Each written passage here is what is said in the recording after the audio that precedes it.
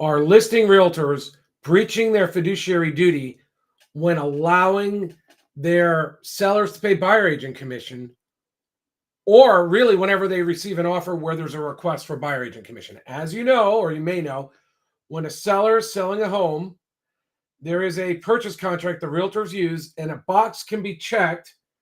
So they'll check box G3, and they'll say buyer hereby requests 2.5% or 3% for buyer agent commission.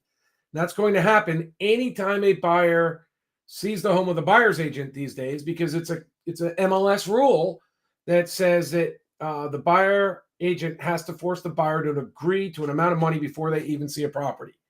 So if you've got a realtor, you're putting it on the MLS and you're allowing showings from other people besides your own realtor, most likely your offers are going to have buyer agent compensation connected to them. I mean, I would imagine 95% of the time, maybe more.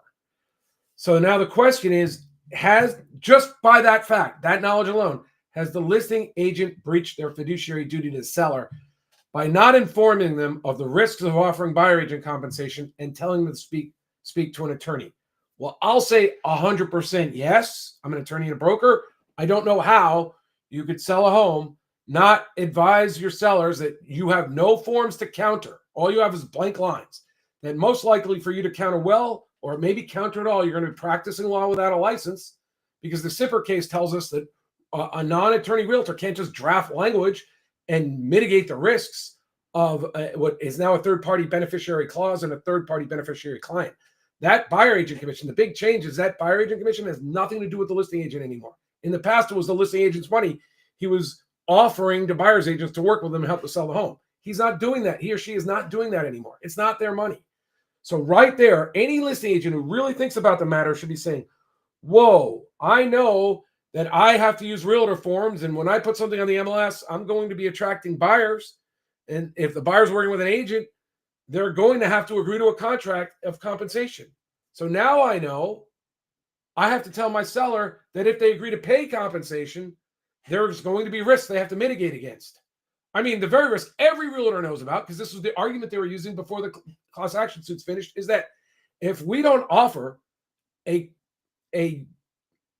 consistent level of compensation to all the buyers out there, we could be compromising our sellers, in that protected groups will be able to say, you're violating FHA rules. You're discriminating by offering inconsistent levels of buyer agent compensation. This was the risk that probably the associations themselves, but certainly many realtors were arguing. What do you mean we can't pre-negotiate buyer agent compensation and broadcast a unilateral amount? We'll be getting our sellers in trouble, because they're going to be open for lawsuits if they offer inconsistent levels of compensation. But because of the class action suits, and that's what's happened, no one's talking about that anymore. But that was a legit risk, easily mitigated. Well, not easily, but can be mitigated. And you should speak with an attorney to do so, because a realtor can't mitigate those risks. But now there's also risks of steering. And that's what's built into the system. If you don't offer the amount that the buyer agent and the buyer requested, there's a chance, because that buyer and the buyer's agents are locked in, and the buyers doesn't have extra money. They rarely do. They're usually buying the most house they can for their down payment. They can't pay $25,000, $30,000 or 2.5% or 3% on $1 million home to their buyer's agent. So they'll have to walk if the buyer's agent makes them agree to the contract they signed. So steering's built in. That's a risk. Compromising the fiduciary duty. If your agent has you pay a percentage-based compensation, that would be a compromising the fiduciary duty of the buyer's agent problem right there. I mean, I think that's an easy one. There's other reasons they're compromising the fiduciary duty of the buyer's agent when you're paying the agent of another party to do a job. I mean, there's so many ways you could be compromising them. Again, fairly easily mitigated. As an attorney, you can mitigate most or all pretty easily. Again, something a realtor can't do. And there are other risks. There's the risk of built-in high prices. And buyers are like, I didn't know I was going to have to pay more for a home when I have a buyer's agent. That's not really necessarily explained to buyers in those forms. At least I didn't see it. But that's what they said in the class action suits. And the class action suits they rung the realtors up for $1.6 billion. But here's the final point, just in case people are still arguing at this point in time. This is actually the saddest one. I don't believe a realtor can state, I help you sell your home for the most money anymore ever again. They cannot say, I'm the person who's going to help you sell for the home for the most money unless they're working with an attorney. And here's why.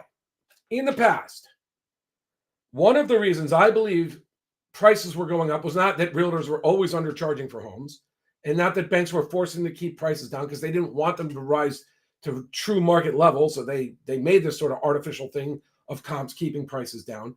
And yes, I absolutely believe that argument. So I'm not saying it was all this, but one of the reasons is because a realtor could offer compensation on the MLS to the buyer's agents. They were motivated. They're like, if I'm going to get paid $25,000, $30,000, 2.5%, 3% on this $1 million home for doing the work, I'm willing to do the work. I'm willing to broker caravans and see this property or see it on my own. I have a very valuable client. I don't want to take them off.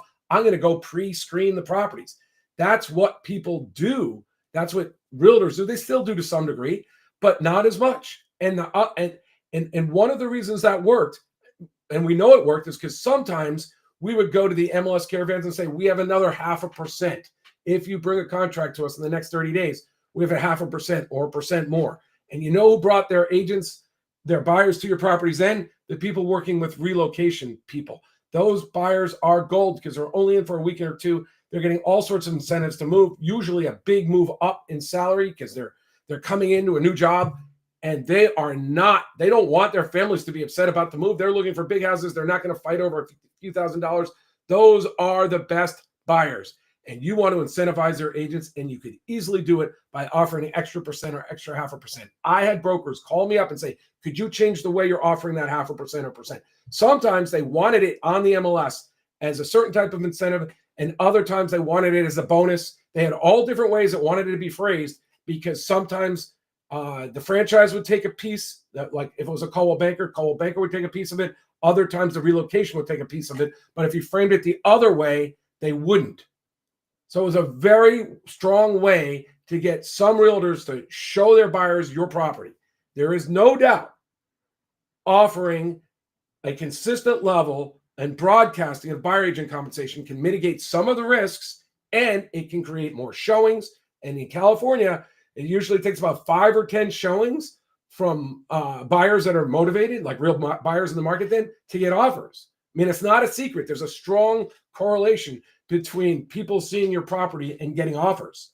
So you get more people to show your property, you're going to get more offers. You get more offers, then they can compete. You can have them compete against each other, and you're going to sell your home for more. That's part of what's missing.